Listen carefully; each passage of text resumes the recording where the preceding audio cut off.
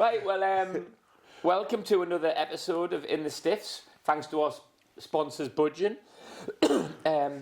Best sponsors around, best car dealership in Shropshire and the rest The world. of the world. Shropshire, Shropshire. Shrewsbury. And we're going to look at bus stops. Just before we do, though, we've had a lot of good feedback about Jody Craddock podcast. Yeah, really Did good. anybody say anything nice to you, Gavin, about it? I'm not surprised though, because he's like, when it's just good people, nice. We get that all the time, don't we? You bring someone on, everyone has a preconceived idea of what they're going to look like, how they're going to be, the mannerisms, are they going to be big time? And we just don't get it, do we? We're having a real running theme of just having great lads. Yeah. Like Jack Price, I knew nothing about him other than obviously what a brilliant footballer he was. Comes in and like, what an absolute class act, proper lad, down to earth, but can also have a proper conversation with him. Jody was next level, wasn't he? I think with Jody, you know him quite well as well, Dave, same as me. He's not your stereotypical footballer though, is he? At all. Not that I even know what that means really anymore, like a stereotypical footballer. But I suppose somebody who's been through that like pathway of just playing football. I think he just came to it so late, didn't he? Never been associated with a club till he was 18 or something. Yeah, and I think he always had an idea of what he wanted to do away from football as well, didn't he? So I think a backup plan. Yeah, so that's quite unique for footballers to know that so early. Did it all the way through his playing as well. I remember at Wolves he'd go back, start and do all his art stuff. And it's amazing to see him forge that career now. Yeah, because from the outside, obviously, I think most people will look at a footballer and say, I can spot a footballer a mile away, you know, the way they dress, to carry themselves and all that. And he's been quite sort of unique in the sense that he's sort of done his own thing, because how many footballers go home and do art? How many people wear rosary beads around their neck? What is he, like 40? Quite a few. Again, looks like a Hell's Angel, didn't he, when he come in? Did, Like, he come on your motorbike. Yeah, he's his own person, isn't he? And you've got to admire that, haven't you? Because he's not running with the sheep, is he? Do you think, this is bearing in mind our podcast, this hasn't come out yet, but with Drew Broughton, do you think for Jody it's helped him, like, not coming through academies and that pathway? I think so. Because you play with a bit more, you're like saying, no fear again, haven't you? You're playing with a lot more freedom. You're just thinking, wow, what an opportunity. Yeah. I'm 19. I haven't built this up of 15 years of being coached and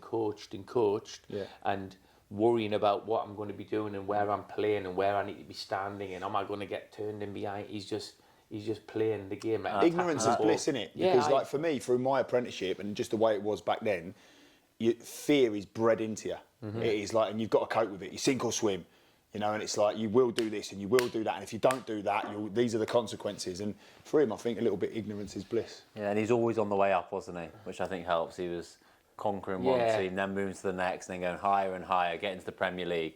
Whereas if you're a Premier League academy, you're that scared of going the other way. Yeah, it can inhibit your performance. Yeah, you start up there, then you end up at Gainsborough when you're 34 in the back of the car with Gavin Cowan. like I said, yeah. Can't get much worse, can it?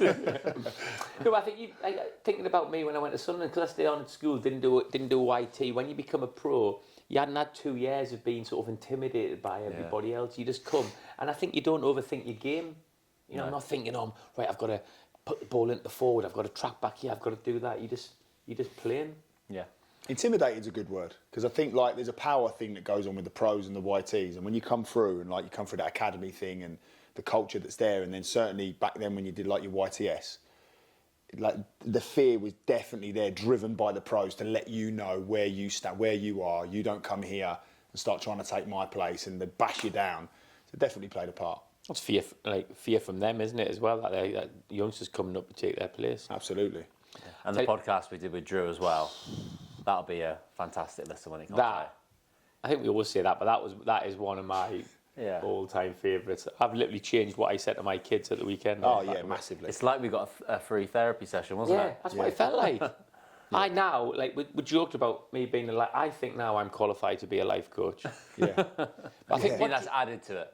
Yeah. Yeah, added to it. Yeah, obviously. I was already operating at quite a high level anyway, but I think that was like the. What do you constitute being qualified? Just like a vast amount of knowledge. Yeah. That's what I would have said. Yeah, good. Yeah. That's good. I tried getting in his car with him in the car park at the hotel when we left. I didn't want to leave. I didn't want him to leave me. Do you know what though? Do you know why he's been successful? Because it just resonates with everybody. When I watched him the next morning, and he woke up on Saturday morning. of the day of the game, and he was just like, and he's did this live video on Instagram, and he just said, I know a load of you footballers out there waking up and you're hoping for the game to be off, or you're hoping something's going to happen, because when you wake up in that comfy bed in the morning, and then you suddenly think, I've got to go out and play in front of all these people, and it's a tough feeling, isn't it, as well? I remember when we used to stay overnight and you had an evening game. Yeah. I remember you'd have what would happen was, I'm telling not the listeners, I'm telling the viewers that so you'd sometimes go on a away game and you'd stop in the you'd travel in the morning, have lunch, and then you'd have a sleep in the afternoon in a hotel, wouldn't you? If it's a 7:30, quarter to 8 kick off. So you'd have like a 4-hour sleep. And I remember you'd set your alarm for like 4:30, quarter to 5, and get up and have a pre-match, then go to the game. I remember waking up loads of times in hotel rooms and it'd be dark this time of year. And you'd hear the rain. You'd be in this comfy bed, wouldn't you, about 4:30? And you'd be like this, and you'd have like Wickham Away or something like that. And you'd wake up, and you'd think, right, in like 2.5 hours' time, I'm going to go and play in front of like 5,000 people, and it's going to be. Could you ever, that little period that you used to get? Could you ever sleep then? Yeah. Yeah. I used to struggle because I used to think, oh, what if the alarm clock don't go off, or what if I don't get up and the coach goes without me? I used to spend 2 hours trying to get myself off to sleep. Horrible feeling when you wake up. Like Sam said, you want to stay in bed because you're a bit dozy and dazed. I was always okay on a normal 3 o'clock game. I think getting up in the morning, I had more excitement about the game, but those night games, especially in the middle of winter, and you had your afternoon sleep. Yeah, and especially, I don't know, away from home as well. Like, I never liked being away from playing away from home. I used to like at 3 o'clock on a Saturday, like at your home ground. Yeah. You used to play like the game, because you get know showered, what you were doing. Nothing to do with the game. Just looking forward to going to Dunk Out for a couple of pints after. Friday night at home is always the best. Yeah, because you had the weekend off. Quality. If you won on a Friday night, best weekend ever. I played for Tranmere, and Tranmere used to play on a Friday night, didn't I? So you used to get like the weekend off. And amazing. And if you'd won, you were doing all right. Like it's when times like Brian Little trying to give you the Monday off. Yeah. Oh. Like if you've done all right and you've driving home on the Friday night, sweating out on the Tuesday, Monday. It was funny what he said, and he said about Peter Schmeichel, which was a fascinating clip. And I watched that clip about Peter Schmeichel when he said he was playing for somebody, and he was so racked with fear. He was like hoping the coach was going to crash because he was just so like wanting to get out of it because you're so uncertain. And what was fascinating, you'll probably see that now, Gav, with your lads. People before the game, it's being in that dressing room before the game and seeing how people cope, because everybody is massively under pressure, aren't they? Yeah. Because no one knows how that next 90 minutes is going to go, but it's so important for every player, every manager, and you just see everybody vulnerable, but trying to hide it and trying to be coping different. mechanisms. Yeah, that's what I'm looking for. Thank you. They're coping mechanisms. Absolutely mental. To see the difference between the individuals and how they cope with that situation and how it manifests, and how some of them are proper on the front foot with chest out, how some of them look like, they're trying to, recoil away. It is fascinating, actually. But even though they're chest out, and I alternate between that, I'd be like, come on, we're going to do that. But it's because you're nervous and you're scared about what's coming on. It's the same fear, it's just different coping mechanisms, absolutely. I can imagine you were quite quiet, Dave, were you, before games? I was mainly. If I was captain, which I was a bit towards the end of my career, a few times at Wolves and Shrewsbury, I would then kind of be more of a rallier, sort of in the dressing room, trying to get people going, not like screaming, but going up to people and making sure they're ready for it. But yeah, I found a really nice rhythm in the second half of my career where I'd just go off and have a bit of quiet time to myself and just think about the game. Just go, whether it's sitting in the toilet cubicle or in the showers or something, and just have a minute, 90 seconds just in my head, just going through the game. Well, not trying to calm down, but it's more like visualising. This is how I'm going to play today. This is how I'm going to score. And just kind of almost like centre yourself a little bit, because there's all chaos going on in the dressing rooms now. You're getting energy gels thrown at you. You're getting tactics thrown at you. You're getting lads sick, you got some sat in the toilet. You got some shouting, some being pacing quiet, up and down, people crossing over. It's mad, isn't it? And I felt like I just needed that moment just to refocus after the warm up, come back in, get your shot, get completely ready, go away for a minute. Did you have a bit of a routine then before games? Not, I would say a routine. I had my pre-activation stuff I'd do, so like the stretches and the warm-ups I'd do in the change rooms. I'd always want to get those done, and I'd always want to be completely ready before I went out. So loads of players, well, I'd say the majority, don't wear their shin pads to the warm-up. I had to have my shin pads on, taped up, because it's a different feeling when you have your shin pads on. So I wanted to feel that in the warm-up, Do you know what I mean? You always, when you haven't got your shin pads on, you feel a bit freer, don't you, with your calves and whatever. You haven't got your socks pulled up, so I always had to be completely ready before the warm-up, so I knew how I felt going into the game. But that was... And when you warmed up, I can imagine you warmed up intensely, did you? Like you were like, on it. Yeah. You weren't doing a Maradona with like flicking the ball with your laces unfastened. No, it kind of got more intense as the warm-up went on. I'd start off by just sort of getting a few strides in across the pitch, bit of ball work, but then as it got intense, as you get into like the possession-based stuff and the shooting, really try to switch on. You'd always do a bit of fast feet, but I'd always want a patch where I would literally stride out for 50, 60 yards, like full blast. Try and get your legs going, trying to get that feeling in your legs where you feel like you can't go again, because I didn't want that feeling in the game. Yeah, I know what you mean. Like so you want to get that in, sort of thing. You want to get that out of the way. Like your first blast where you go, So get that done, and then make sure I do 2 or 3 strides like that, and So I did have a lot of habits actually, but you don't think you didn't have any habits, but apart from these 73 habits. My coping mechanisms were totally about like being really loud with messages, key messages for the game, but were also, when you think back now, probably more for my benefit than the lads around me. So it's so like, you think you're doing it for the lads? Start fast. Remember, numbers down the side, be ready at set pieces. Like all of those things, just constantly saying them out loud for lads and feel like I'm motivating them, but the reality was I was motivating myself. Definitely. What about you, Sam? What you like as a manager though first now? Little bit similar. Like the thing is, you've got players in there, so it's dependent on the changing room. Like, I've got some real big characters in my changing room, and then you leave it like our captain. He's quite vocal, and again, he's very much like what I was. Do you let him speak? Yeah. Well, not so much speak in terms of the team, but he will rally and he will do a lot of verbal, sort of driven stuff. Go. Yeah, but it's not so much. It's more points. It's like, be ready at set pieces, be ready to win your first battle, like, those sorts of things. And just reminders. Yeah, reminders from training as well. We've worked on it all week. Make sure we get the horizontal recovery, make sure we get the jump press. We know what we're doing from restart presses. We know what we do. He's really good at doing that. And then some of the others will chip in, and then I'll sort of just, any that he's missed out, I'll maybe just come in and just, reiterate points. Must be a nice feeling as a manager when you see the change room looking after itself like that. Really, I'm really lucky. Yeah, I've got some. It was a big reason why in the end I went for the job. When it was sort of laid out in front of me, I was like, I want to go for the job, because you knew that like you're going to have the changing room. They're going to adhere to what it is that you want to do. It's a sign of a good leader, isn't it? We get that at schools, that a good leader should have systems in place so they don't need you there. That's what a few people have said to me. If you feel like you can leave the building, you've got good systems in place. Same with you, changing room, I suppose. If your changing room's going to manage itself, he's done a pretty good job. Yeah, and our thing is at the moment is about making the players accountable. So at the moment, like, everything's done for them. But like what you just said there, Dave, you want to make sure you're ready to go. So you had a process in the warm up, through the build up, your pre-activation stuff. Make sure you got your shin pads on.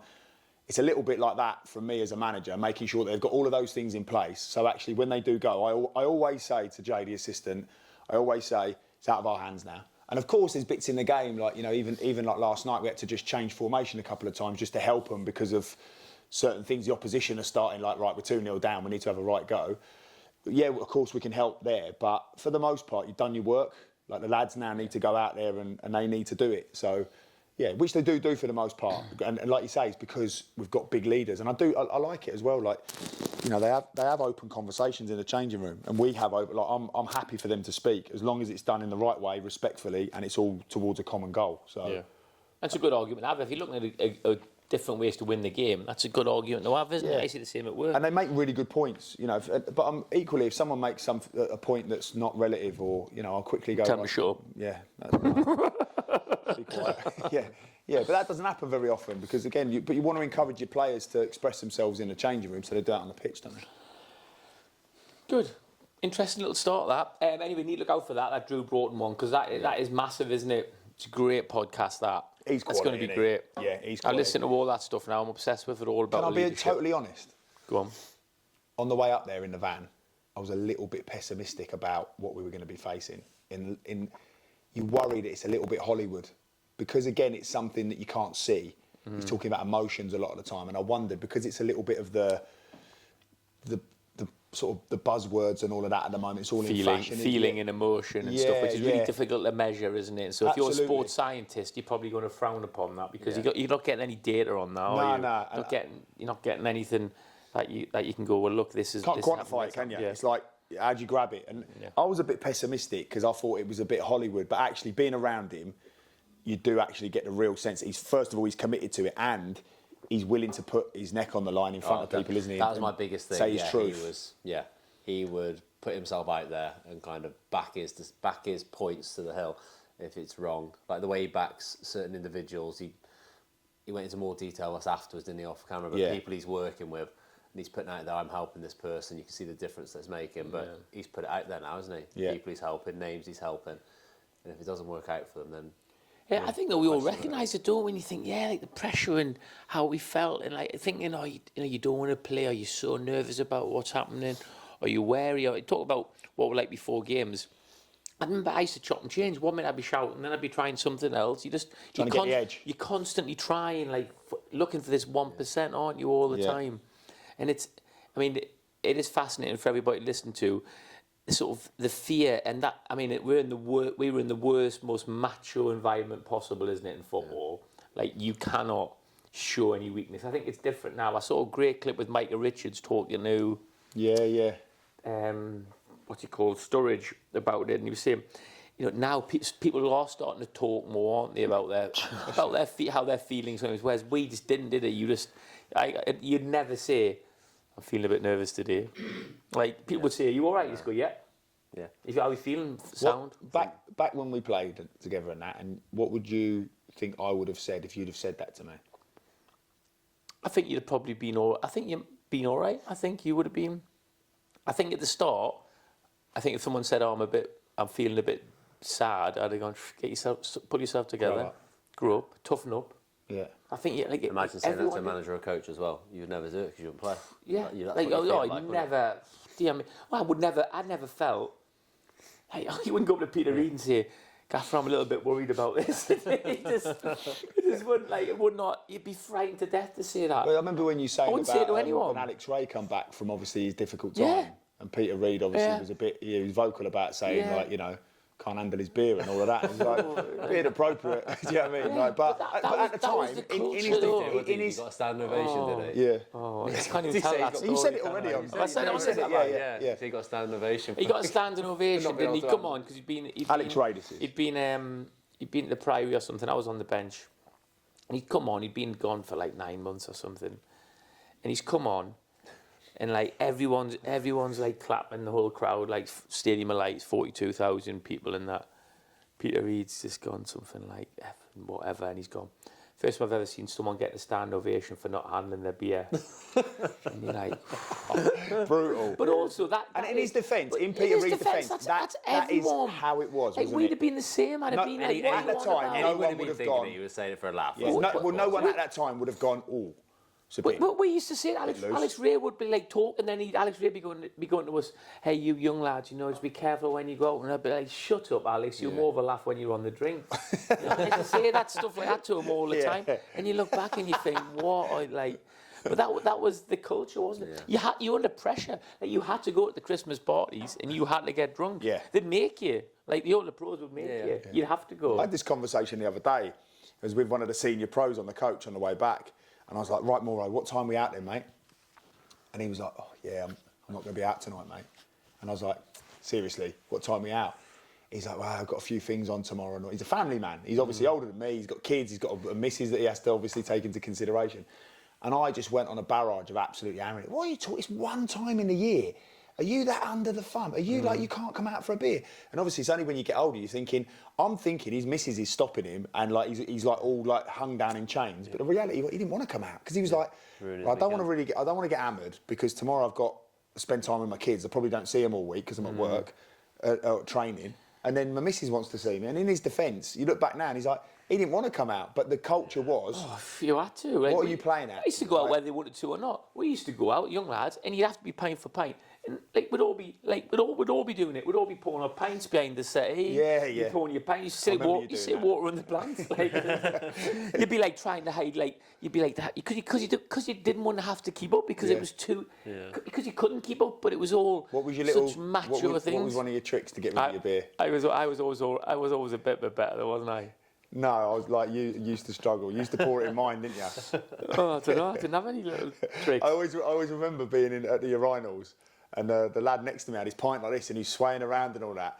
I was thinking, what was he up to? And he just literally poured his beer down the urinal. you'd have to come back. And I actually went to him. I went, "Fair play, mate. Like, do you know what I mean? Get it gone while you can." That was just the pressure that you won. Like, I don't know. Maybe you're a bit later than us, Dave. So maybe it eased a little bit by then. But like when we were younger, it was like ridiculous like that. The macho, the pressure of like who's the strongest. You'd go on holiday, like who's going to get the most girls on holiday? Everybody'd be rushing around chasing the girls, and that is pressure to do with it. And you think, look back, you think that is crazy. Yeah. And I think it is better for the lads now, and you hope it is.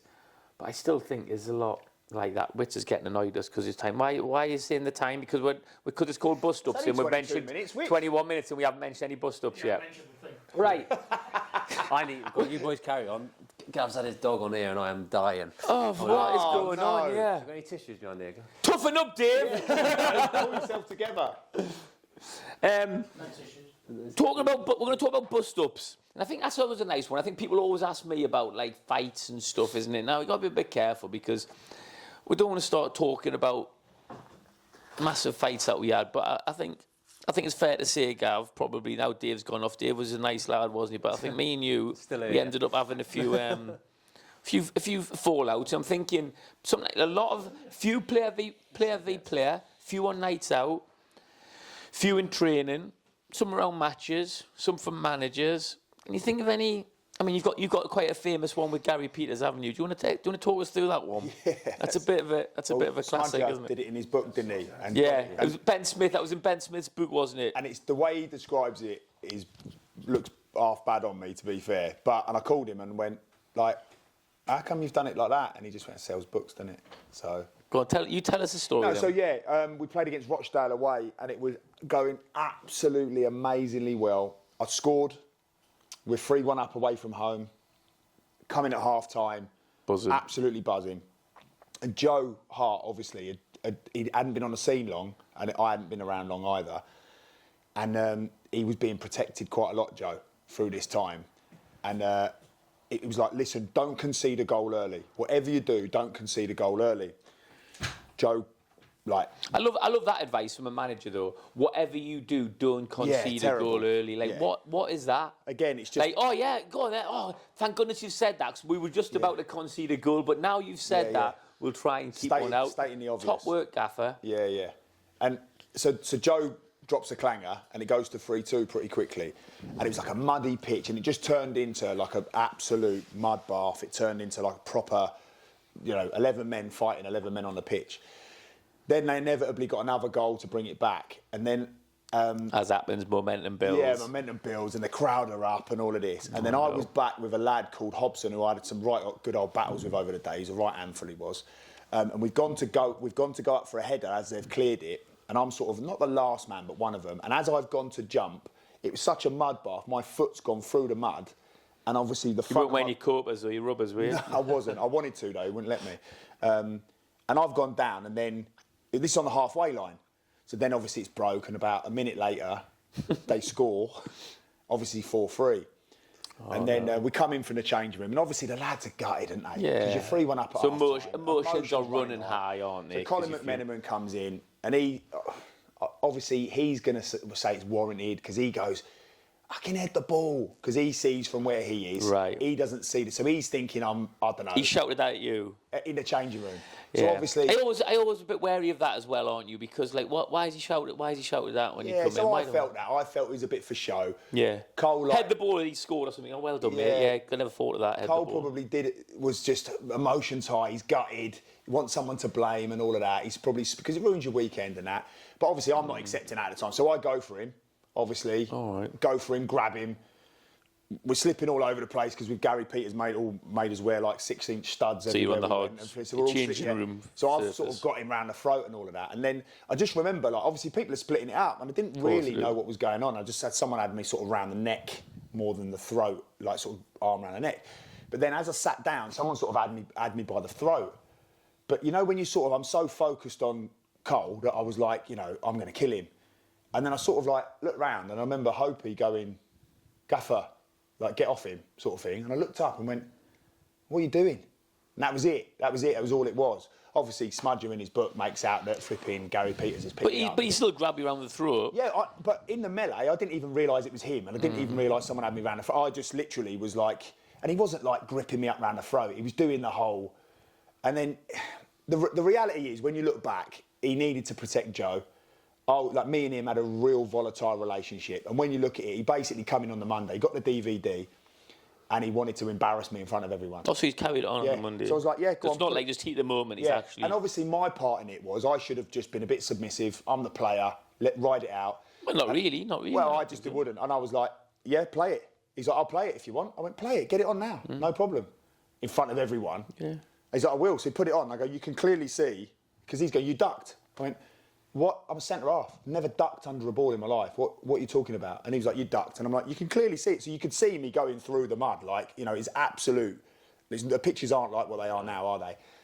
And I just said to him, no. And then, so he was going, well, you got 18 months left on your contract. You won't play for me again. In front of all the lads? In front of all the lads. I went, yeah, no problem. That's fine. No problem. Good luck getting me out of my contract. And that was the bit where I was a bit of a knobhead. Because really, they're things that I'm going, yeah, good luck getting me out of my contract, all the best. It's all in front of the lads. All in front of the lads, So really, yeah. you could have just gone, well, I think we should talk about. You could have took the moral high ground and gone, Gaffer, can we talk about this privately? Yeah, but obviously, what am I, mid-20s? Yeah, and yeah, like you're he's trying to embarrass me in front of the lads. Yeah, and I'm going, I'm not having that. No. And I'm going, and you're like, you know, I find out that you're trying to grab me around the throat. Like, that's clever, isn't it? And he's like going, well, you're lucky I didn't do that. And then obviously he starts walking towards me then. And then it's like, well, I'm going, okay, no problem. So I start getting, I'm going down this. And in the end, you look back and you go, the reality is, Joe dropped the second and the third goal. Joe's young, and obviously he's a big, big asset to the club. And that was part of his learning. Yeah. And to be fair to Joe, I think that about 5 games before that, he'd pulled off worldies and been brilliant. Yeah, but obviously I was the fall guy. And that was just the way it was. You can understand in the heat of the moment, and that happens, doesn't it, with managers and that. Even that, grabbing you on the throat, I'd be like, I mean, Peter Reid used to do that. He's like, if you give the ball away again, Sam, I'll smash it. You know, like, give it all that, wouldn't it? Yeah, yeah. But like, it'd be like, it's fine, it's the heat of the moment, it's what has happened. Yeah, of course. But I wouldn't expect it 3 days later when he's reflected on it, as the leader. Oh, mate, it was painful. And it'd be a quiet word, and you watch it together. Yeah. What's your But opinion? you're talking about a if he's man. still You're talking about a man that when we played Bristol Rovers at home, I was the last one walking out of the changing room, and it was Gary Peters, Mick Wadsworth, and I was walking out, and he stopped me, touched me on the shoulder, and he went, if you don't play well for me today, you won't play again. And as I was walking down the corridor at the Gay Meadow, I could hear Mick Wadsworth going, fucking hell, Gary, what are you playing at? And he's going, well, he needs to learn. He's going, you can't say That's stuff not learning like that. that. Yeah. What you learn Yeah. from that? You talk about playing with, like, how do you get out of playing with fear? Like being told something like that. Oh. That is just instilling Yeah, I more was fear crippled. in Absolutely already a nervous lad trying to prove himself, and you get told that. Like, that is ridiculous leadership. Oh, you're crippled because you can't think of anything else, can you? Especially when you're young. And they're the moments, aren't they? That's when you need good managers to be able to say, go and enjoy yourself today. Like, But also managers didn't have enough training or whatever. They didn't understand enough maybe about psychology or whatever. I don't know. And they were probably brought up in that same macho. Well, they certainly were. Yeah. People like Peter Reid and Gary Peters and the gaffer those said sort to me, of Gary characters Peters said to definitely me, will. he said to me once, he went, come here. So I went over to him and he went, do you know what my greatest achievement in football was? I went, go on. He went, kicking the ball over the stand at Stamford Bridge. And then literally turned on his heels and walked away. And to this day, I'm like, where was the message in that there? Like, Did he mean because he played at Stamford Bridge? I don't know. He was just talking about defending. I think he was talking about defending. No, so he's saying kicked it over the stand at Stamford Bridge. That was it. I cleared the stand at Stamford Bridge. And to this day, I'm always like, I'm just trying to, you know, there was obviously some sort of philosophy in there, some sort of psychology. And to this day, I'm like, oh, right. It was so unspoken of back then, there wasn't it? Yeah. And Yeah. people didn't understand the mind as much and how to get the best out of players and how players, you can make them more resilient, how you can make them more confident. You know as a manager and you know as a teacher that people act in different ways. There might be someone you have to give a rollicking to. You know that's how they react better, but the majority of players I think that's very few, isn't it? Yeah, Very, but very, there very is people few. that need that though. Yeah, but like something's need a bit of an edge. I mean, I think it's about Roy. Drew was talking about Roy Keane, wasn't he saying?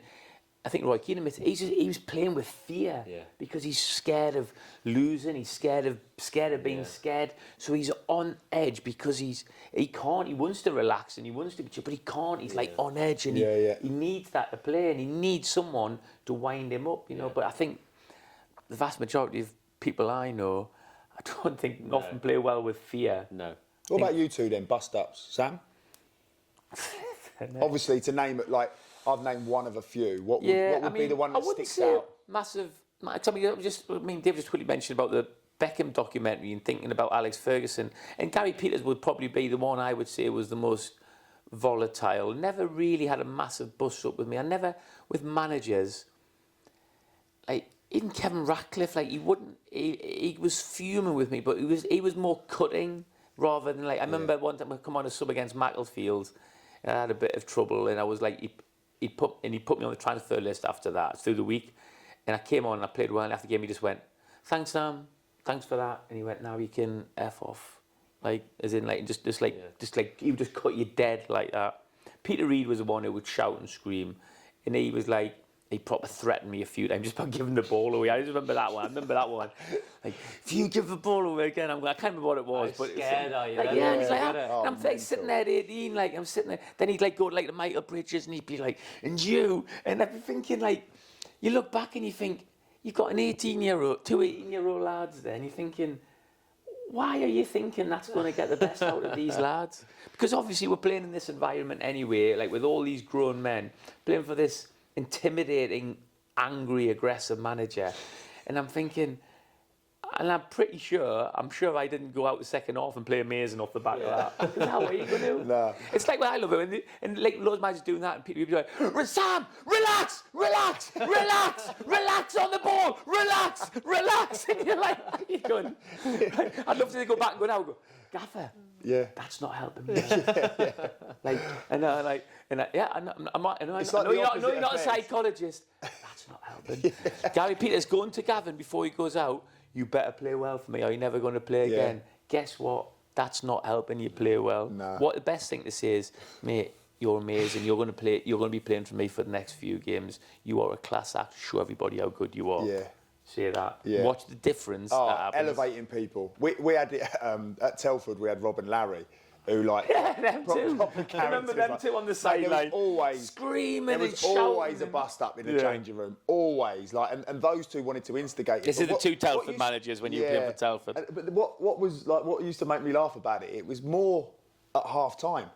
So, like, you know, for me, right, if you're 1-0 up at half time but you've not played particularly well, for me it's like, right, let's focus on the positive messages. Let's problem solve, but there's no point in me going in on players, like you say there, and going, you can fuck, because they're going to go out at half time and then be crippled with fear, or they're going to be, like, you know, all coiled up like a spring. So it's about, listen, we need to be better. We know we need to be better. Come on, I know you've got it in you. You know, you're not quite doing it for me, but I need it from you, and whatever it may be. What those two used to do, Rob used to just go off on one, and you'd be thinking, we're winning 2-0. Because we used to, like, to be fair, when I first played under Rob and Larry, we battered everyone. We'd batter everyone every week. And you'd be thinking, we're winning 2-0. And he'd be going at you. And you, fucking, any chance of you winning a header? And I'm thinking, I ain't lost one yet. You know, but it's like he needed to come for you. And he'd go, "Larry, anything to say?" And Larry's like, you know, the proper Brummies. And he'd go, "No, not really, Rob. Not really, Rob. But, you know, when I think about it, and you!" And he'd always say, "I'm not doing it. Can you please do a good cop, bad cop? You've got two bad cops here." Anything to say, Larry? And he'd go, and I used to call him Kesh. Yeah, you say, because he used to go, "Not really, Rob, no. But I'm telling you this now." He'd literally go off, and everybody would just be like, "Oh my God!" Like, I can't even hear him. Do you know, only dogs could hear him. I think, like, Drew was talking about that. That's their own fears, isn't it? Yeah. So they're worried about the second half. They're sweating on a 2-0 lead, which is a horrible lead in football. Like, you know, at half time, I remember Brian always used to say, "I hate 2-0s," because you've got everything, like, you know, you're waiting for them to get one. And so it's like, you're 2-0, and it's like, because you start getting a bit comfortable, and you don't. It's a difficult one to play. Do you still play your normal game? And they're obviously panicking. So they've just come on and put all their anxieties and nerves and just gone, "I'm really nervous and anxious. What I'm going to do is I'm just going to put it all onto the players and start having to go." Whereas 100%. Actually, take a breath. Yes, you're nervous and anxious, but come at half time and go, "Right, we've got ourselves in a good position." Give them something constructive. If someone needs a bit, "Hey, come on, you show us what you've got. You've got more in the tank than that. Get aggressive. You do that. But like, you look back and I think, what were some of these managers doing? Like, literally clueless. It's certainly not like being a manager now. It's not my way. Like to come in and obviously people need telling. Yeah, The only way I will lose my rag is if I feel like they're not working hard enough, they're not showing enough desire, and they're not doing a job and a half. They're the three things for me. It's minimum requirement. I expect you to come off that pitch spent. If we're asking them to play certain patterns, or there's a game strategy and they're trying it and it's not quite coming off, that's when I think you've got to elevate them and just keep encouraging them to be relentless and keep doing it. It's the only time I'll ever lose my head in the change room is if I feel like I'm not getting the work rate out of them. That's the bit that I can't accept. I think you accept that. If you're not working hard enough, you expect a rolligan. Which is rare, because when you've got honest lads like I've got, they put in a right shift. Yeah. Any managers, Dave? I think it's definitely going out of the game as I got late in my career. All managers would lose their heads now and again, but not directly like you guys saying at certain individuals, more of the situation. I've seen it a few times.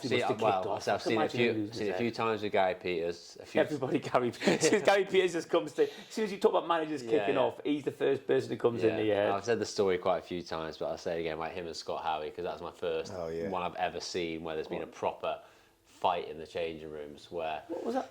I don't know. Was I there? Oh, you said that. I've said it a few times. So when something's happened in the first half, Scott's come for a ball. Not got it. He's a goalkeeper, Scott Howe. He's come for the ball, not got it. I don't know if we concede or something, but Gary Peters is raging. And he started to go at Scott half time. He's like fucking absolutely ripping into him, calling him every name under the sun, questioning his goalkeeping ability. And Scott's just kind of looking at him like this. Big old love leg old Scott, innit? He's like, you want to fight me, don't you? So Gary Peters Gary Peters says, you want to fight me, don't you? And he's kind of looking at it. He says, go on, if you want to fight me, fight me. So Scott so goes, I'll fucking fight you. Big Scottish guy went up and they both went at it. And all the lads jumped in. Lads are diving in. And then it was just Gary Peters. He was a naturally funny guy, but the way it all got split up, and he used to always fix his hair. He's going back to his seat. He's going back to his feet, brushing his hair. Goes, oh, if you'd have punched like that in the game, we wouldn't have a problem, would we?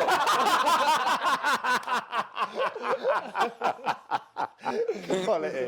So that was his first proper standout. Mick used to.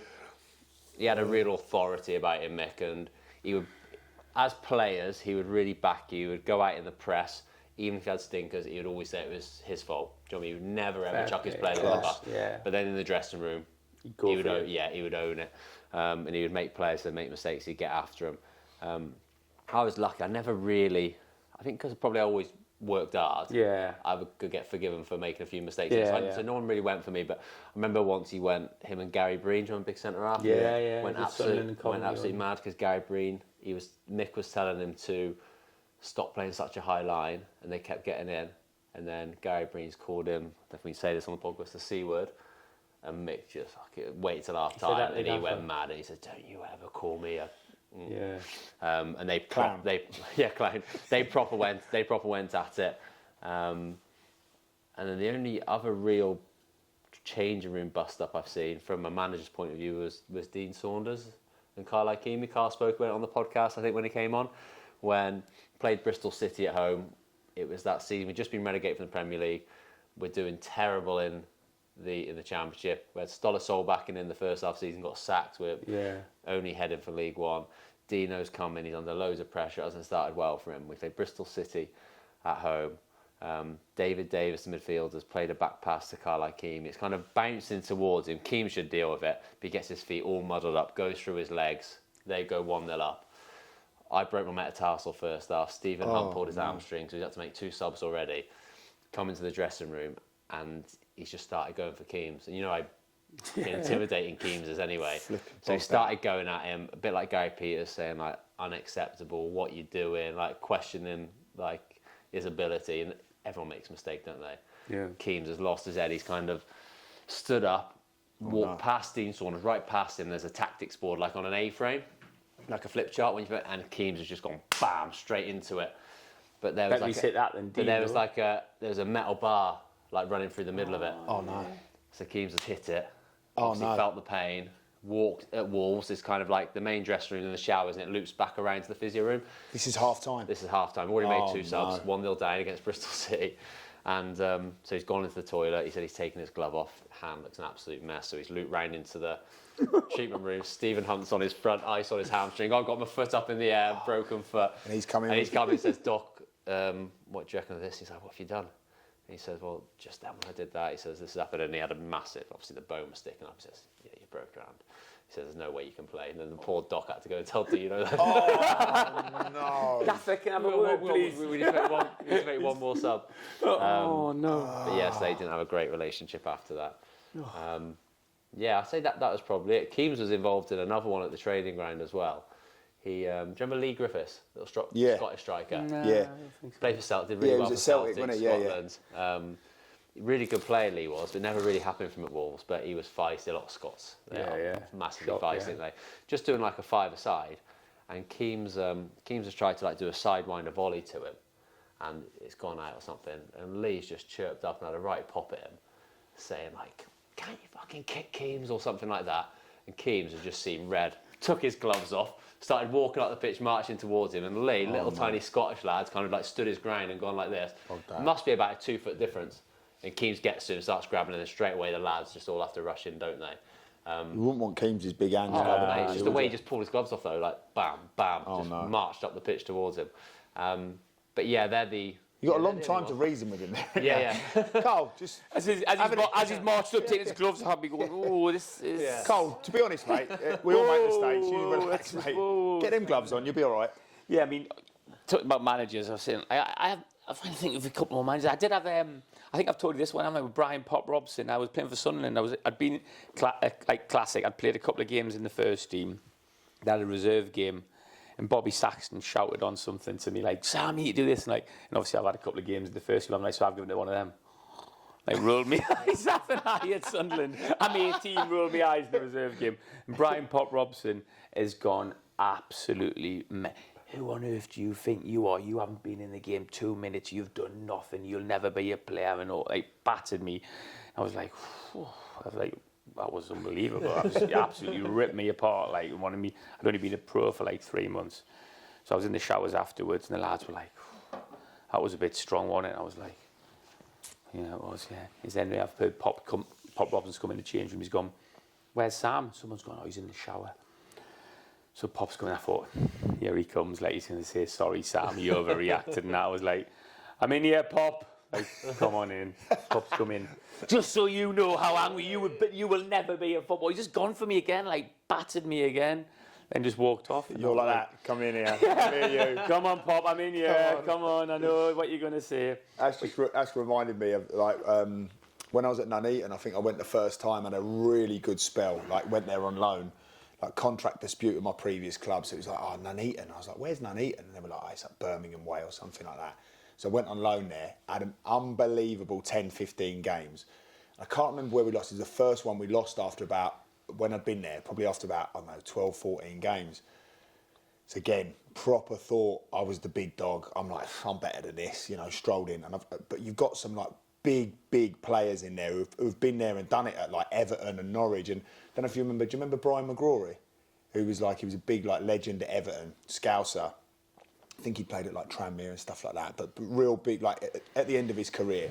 And we've come in and I've just like spat my dummy out and said something stupid, like, pathetic, absolute pathetic or something like that. Like, we need to have a look at us, just buzzwords. A young lad had a go. Yeah. Some of you lot need to have a look at yourselves. Yeah, it was definitely that as well. And he has absolutely gone for me, emptied me out. Yeah. Like, proper, like, who do you think you are? You come in here, you don't disrespect your teammates. Like, but a real lesson. It was a real, I'll always remember it and always be thankful to him. But at the time, I was quite feisty, as you know, and I was like, it was probably the one time I thought, don't really want to mess with Bri. He's like, proper old school. He'd bite your ears off, You're like 18, he's like 30 or like I fancy myself from one perspective, but then I was thinking, he'd bite my nose off, like, I wouldn't want to go down that route. And but he proper emptied me out in front of the lads and went on, remember, player to player, I reckon for about, which was a long time, probably about 5 minutes. And I just sat there and took it and thought, he was such a ledge, he was such a great guy, I couldn't go back at him. And the one thing I am thankful of is I didn't say anything, I didn't go back at him, I didn't answer back. But yeah, never forget that.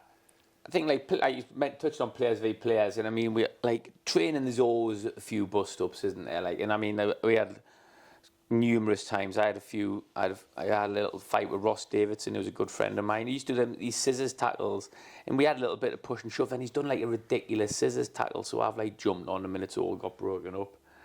But the question is though, if he does that in training and does that scissor tackle, and you let it go.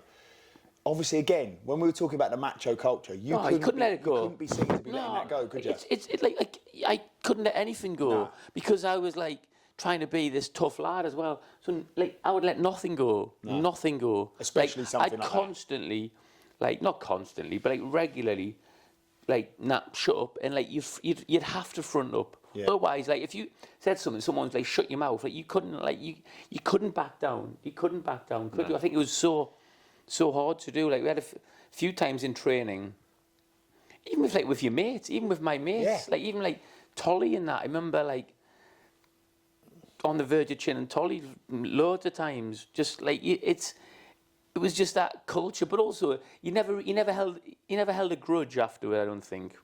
I think it was harder sometimes if you had trouble on nights out, and that's like another story. Yeah, probably another podcast. I've had fights with teammates on nights out, and that's harder. That's a little bit different. So I think in training, everyone's fighting their own battles anyway. They might be out of the team or things like that, so they have to. It's always a difficult dynamic because you think your teammates, you shouldn't be flying at each other. But if you're not in the team, you need to go out there and prove that you should be in the team by training with that sort of intensity, getting into people. Yeah. But then if you're playing left wing and ripping it up every week, you don't want to see a tackle in the week, do you? Yeah. Do you know what I mean? And exactly. And you want to play with intensity. And managers, a lot of managers I played for would encourage that, and they'd want that intensity. So you had to bring that, and you had to get stuck in.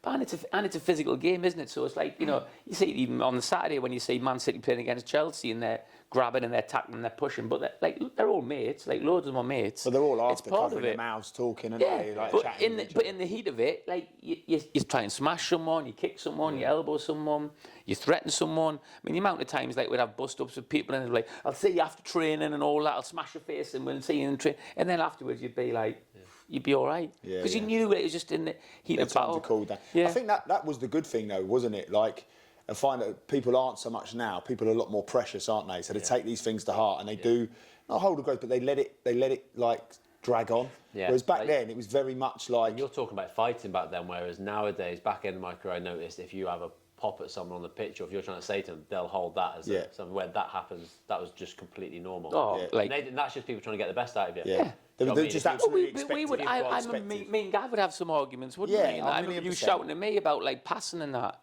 I was like, I'm not passing. Like you pass. You should be passing. You're crap. I'll dribble. I'm dribbling. Like you head it and I'll dribble. You don't tell me. I'm not telling you like head it. Yeah. Like shut up. I used to love the forwards and defences arguments. Oh, in the midfield, you'd always see it. But Gav made a mistake at the back. Say Colin McMenamin or something. Yeah.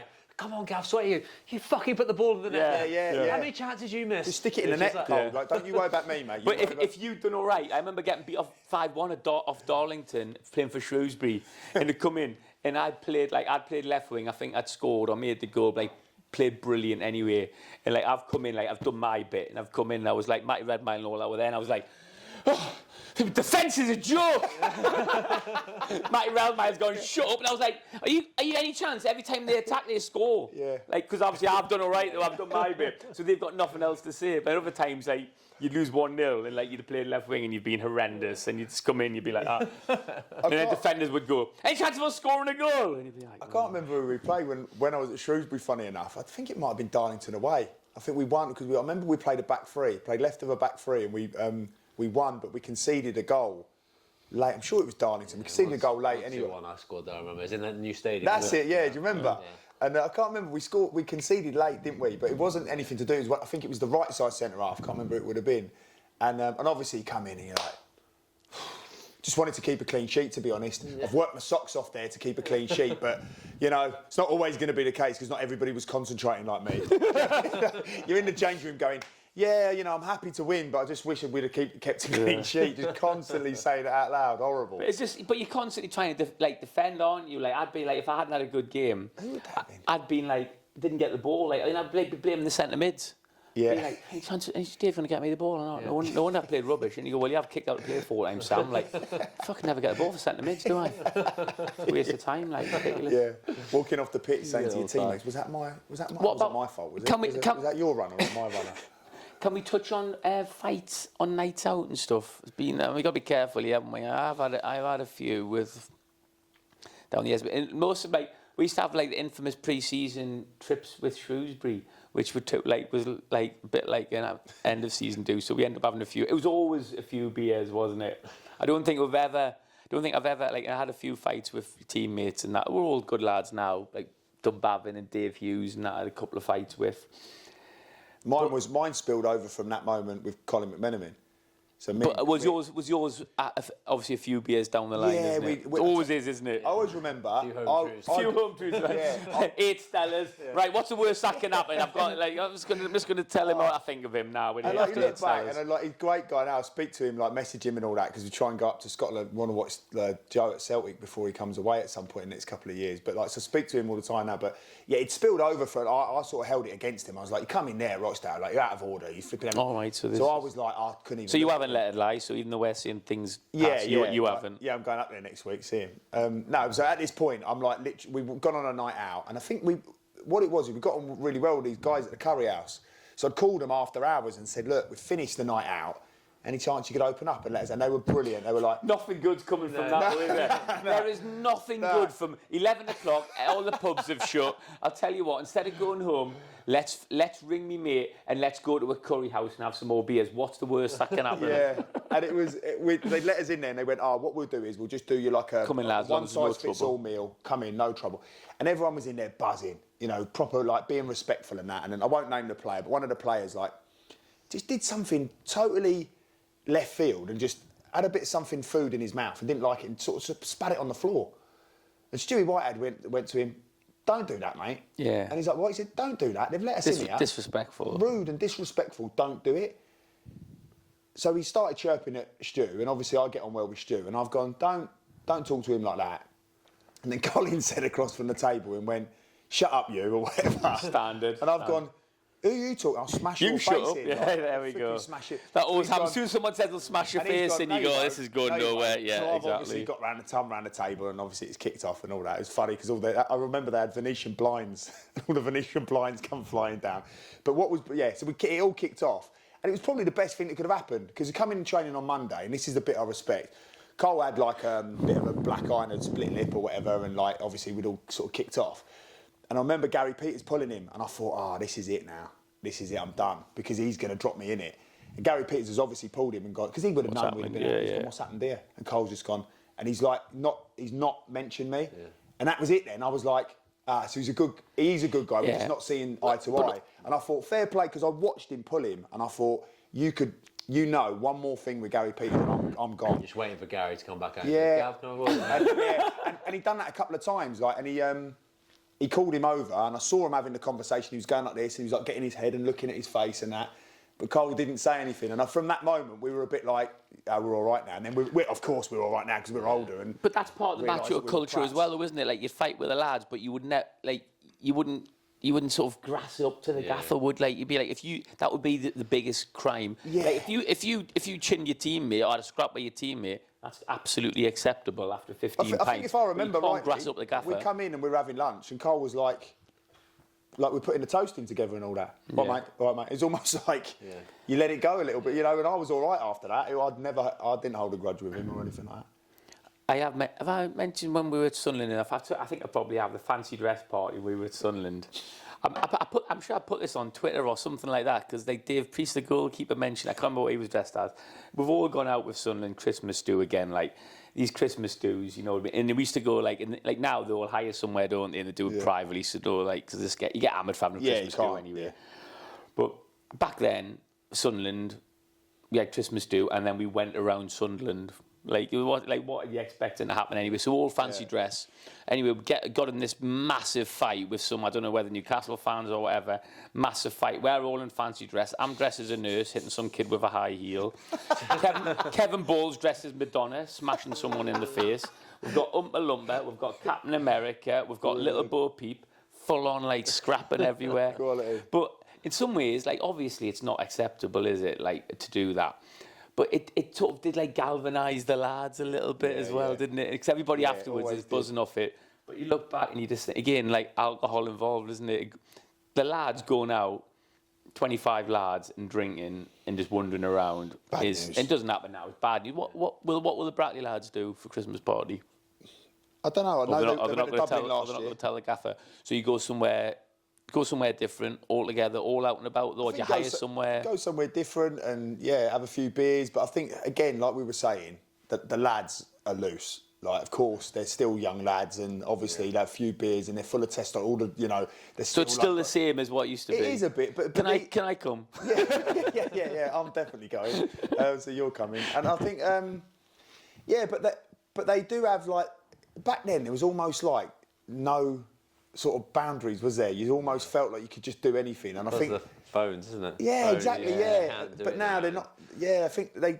Listen, we had our pre-season tour in the Isle of Man, and it was like, obviously they got one night out there, and it was like, it's carnage. Well, put it this way, me and Jay just went, right, we're going to leave now. So we just said to the lads, there's no good coming from the gaffer. One lad walking past with a tie around his head, and because the lads had obviously convinced, I'd sent a text out to the lads basically saying, look lads, well done after the game. This is the itinerary for the trip, and obviously when we go out on the night out, all the best, blah blah blah. And I've put at the bottom, obviously, because back in our day it's a joke, shirt and tie, thinking the lads are gonna go, oh yeah, good one, gaffer, and all of that. Because if I said to you, night out, brilliant, make sure you got your suit on. So what I didn't realise was until we got there, about half of them were like, well, we've got to wear a suit and shirt and tie. Because I suppose you knew they didn't like, I would know straight away. You go, right, we're going out, just make sure you wear a suit. Yeah, like, well, some of the older lads who know me, obviously, but they've gone, keep this to yourself. Yeah. So they're trying to... Brilliant. So in the end, over the course of a couple of days, it's whittled down to one lad. Oh no, not a young lad and that as well. Brilliant, yeah, even better.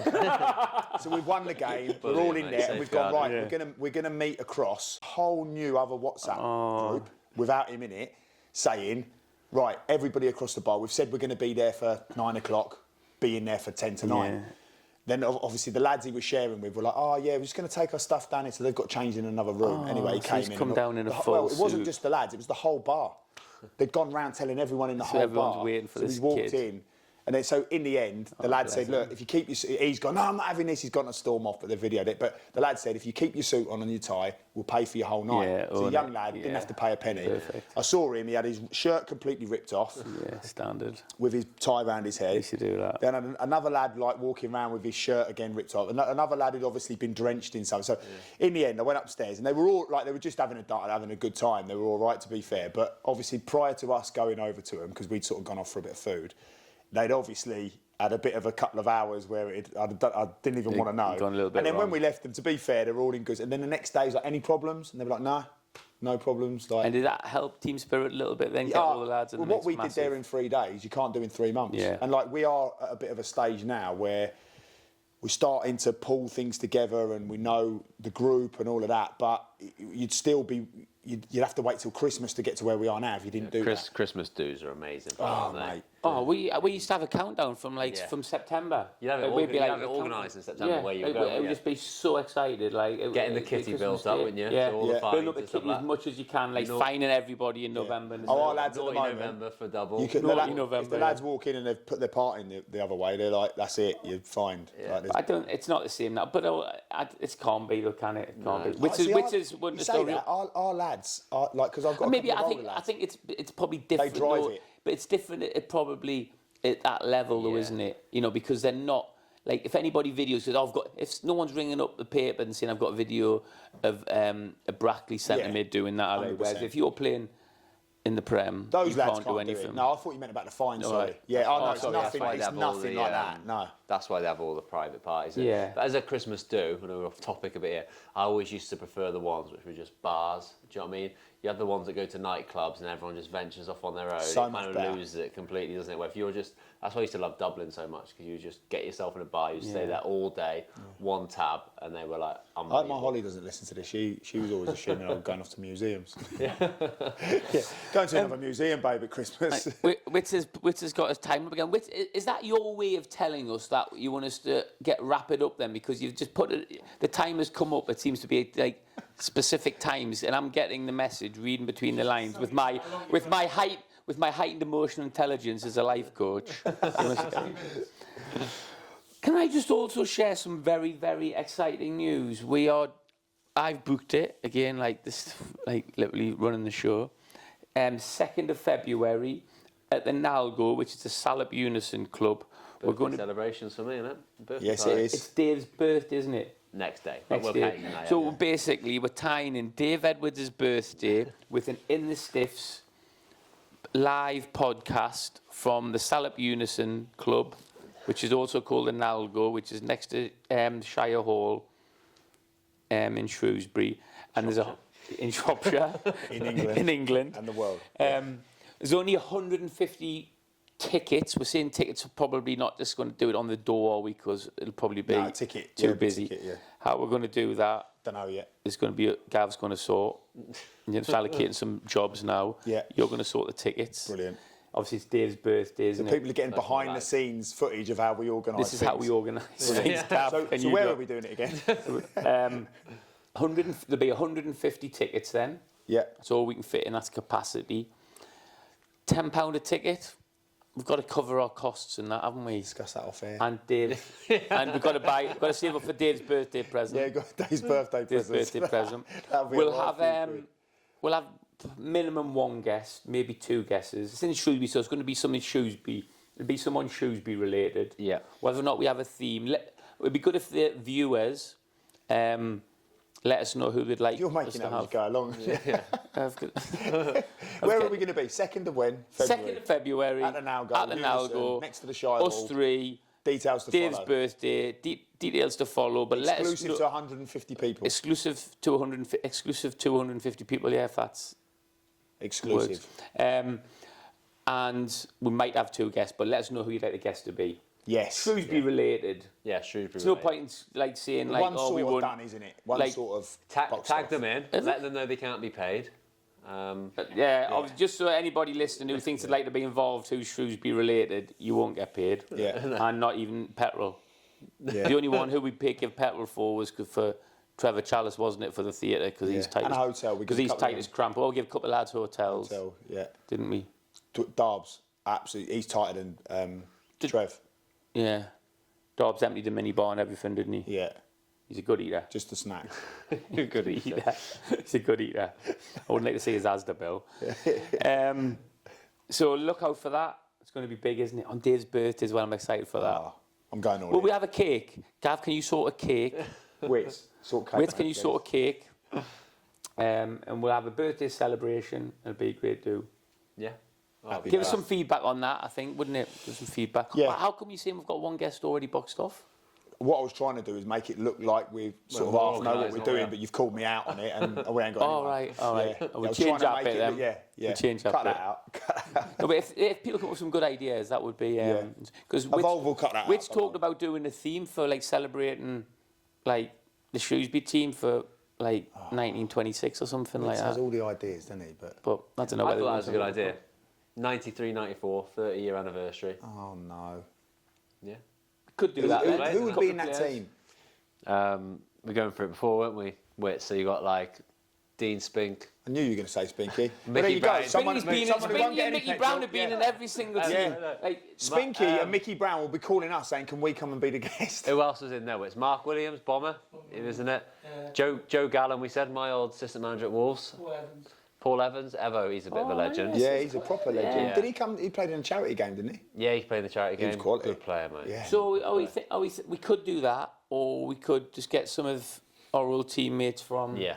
Yeah. any It's of great of that them. like all the viewers and the listeners get like behind the Get to scenes. pick- This is like the meeting. This is the We're actually having brainstorming, the isn't it? meeting. This is the brainstorming. So we're not having the meeting behind the scenes and then presenting it to the public. We're actually This is showing it now. them This the is- meeting. well, I yeah. think it's good to be open and transparent. Yeah, I think We I are think that's definitely doing why- that. I think that's why we're so popular because of our transparency. That's Yeah, why we've lack only of got professionalism. 16 subscribers to go to get to 1,000. Yeah, come on now, please. Can we get that over the line? Can I have a we look? like Can I have a look at the names of the subscribers? If you click on, you can see anybody who subscribed. Right. What did Like, you say? once we that hit there. 1,000, Sam I've said, got- Sam said he's going to collate his Facebook Yeah, like I am. friends and the subscribers, Yeah. and anyone on Facebook that he's got who hasn't subscribed, he's going to delete. Yeah, I am. fair yeah. enough, isn't it? Yeah, I'm Yeah, gonna I do think that. so. Why aren't they doing it? I don't understand why you wouldn't do that. Why you would 16. help out? Like if someone asked me to do that, I would help them out. I would do it. Have you asked them? I always sorry. Have you asked them? Well, should be watching this, shouldn't Yeah, they? come on, If you're not everyone. watching this, if you're not watching then. this or listening to this, You're going to see another bust up here. you're not my That's what's friend gonna anyway. happen. So Every day on his Facebook. Happy Yeah. days. Yeah. Any Right. more topics we need to discuss meeting-wise before we get off air? Anything in the itinerary? Any I'd expenses like to to know pay? what. I'd like to know what. Apologies for forgetting. White Horse have kindly donated us a keg with some cups, but I forgot that because I was driving to Wolverhampton because I dropped my daughter off. Who's in New York currently. Or she will be by the time this comes out on Tuesday. Amazing. What an opportunity. Yeah. Amazing. So, next podcast. Any other business? Item 17 on the agenda. Any We're other gonna have to business? cut this. Surely we have to clip this down. This is literally like a meeting. Give us some feedback how you feel about the new setup. Is it a bit too Give us comfortable? some feedback about the meeting, I mean, please. me and Gav like a bit too cosy on here. I like it. I don't like, like sitting it. on the dog's bed. Yeah. Mate, the dog's never been on It's there. done my nose in, mate. Mate, the problem is when you've got a nose like Dave, you're picking up the scent like from wherever. yeah. That's not Gav's dog. That's my dog in Shrewsbury. I don't like sitting here. I've got a side profile as well. Right, thanks for watching, everybody. Thanks for watching and listening. No, thanks for watching. And listening. No, watching.